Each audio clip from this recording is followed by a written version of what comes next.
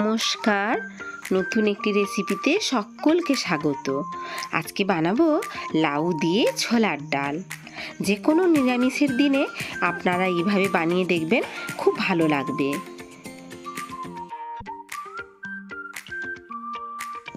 লাউ দিয়ে ছোলার ডাল আপনারা ভাত, রুটি, লুচি সব কিছুর সঙ্গেই খেতে পারবেন।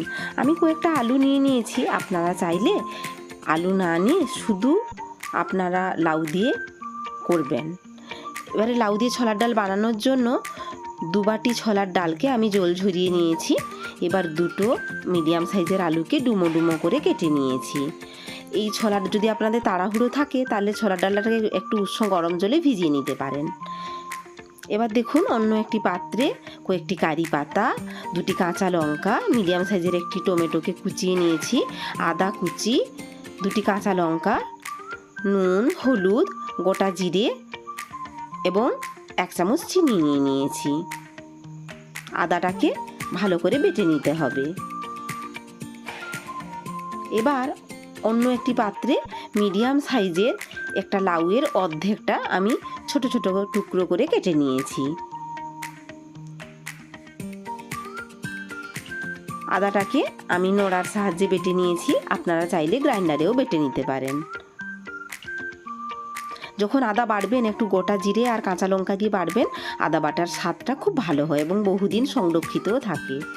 এবার দেখুন, ফোড়নের জন্য একটা তেজপাতা এবং গোটা গরম মশলার মধ্যে লবঙ্গ, দারচিনি এবং একটি ছোট এলাচ নিয়ে নিয়েছি।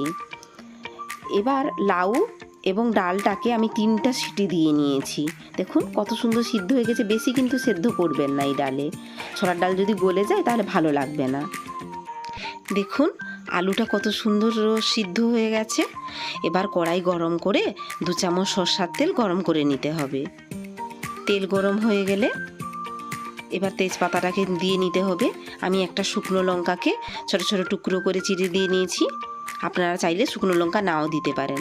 এবার গোটা গরম মশলা ফোড়ন দিয়ে ভালো করে ভেজে নিতে হবে। এবার ফোড়নের জন্য গোটা জিরাটাকে ছড়িয়ে নিতে হবে। সামান্য একটু আমি 5 ফোড়ন নিয়েছি, আপনারা চাইলে নাও নিতে পারেন। এবার লাউগুলো দিয়ে সামান্য একটু নুন দিয়ে, আপনারা নুনটা স্বাদ অনুযায়ী দেবেন, একটু হলুদ গুঁড়ো দিয়ে মিনিট 5 সময় ধরে নাড়াচাড়া করে ভেজে নিতে হবে। লাউটা তো নরম, 5 মিনিট মতো ভাজলেই মিডিয়াম টু লো ফ্লেমে দেখবেন লাউটা সেদ্ধ হয়ে যাবে। দেখুন খুব সুন্দরভাবে নুন হলুদ মিশিয়ে নিয়েছি। এবার ঢাকা দিয়ে নিতে হবে। ঢাকা খুলে দেখাচ্ছি, দেখুন 5 মিনিট পর মোটামুটি লাউটা থেকে তেল ছাড়তেও শুরু করে দিয়েছে এবং লাউ সিদ্ধ হয়ে গেছে। আর যেটা বাকি আছে তরকারির সঙ্গে অটোমেটিক হয়ে যাবে। এবার দেখুন ওই তেলেই আমি 1 চামচ আদা বাটা দিয়ে নিয়েছি। এই রান্নাটা অল্প তেল মশলাতেই হয়।